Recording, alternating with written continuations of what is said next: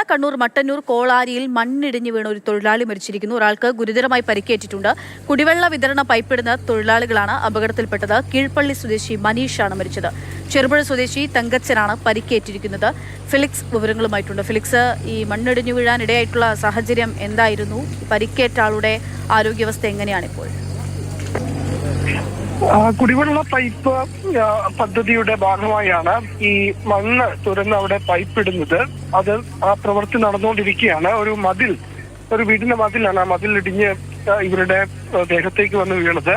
മതിലും ഈ കല്ലും ഒപ്പം തന്നെ മണ്ണും വന്നു വീണു. അങ്ങനെയാണ് ഈ രണ്ടുപേരും ഗുരുതരമായി പരിക്കേറ്റത്. തുടർന്ന് ഫയർഫോഴ്സും നാട്ടുകാരും ചേർന്ന് ഈ രണ്ടുപേരെയും പുറത്തേക്കെടുത്ത് ആശുപത്രിയിലേക്ക് എത്തിച്ചു. അതിൽ കീഴ്പള്ളി സ്വദേശി മനീഷാണ് മരിച്ചത്.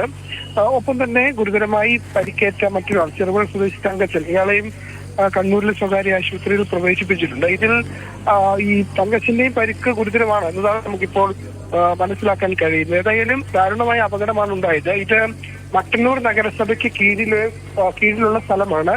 അവിടെ കൊളാരി, അവിടെയാണ് ഈ കുടിവെള്ള പദ്ധതിയുടെ ഭാഗമായി പൈപ്പ് ലൈൻ സ്ഥാപിക്കാൻ മണ്ണ് ഇടിച്ചത്. അവിടെ നിന്നാണ് ഈ മണ്ണും കല്ലും ഈ തൊഴിലാളികളുടെ ശരീരത്തിലേക്ക് വന്ന് വീഴുകയും ഈ അപകടം സംഭവിക്കുകയും ചെയ്തത്.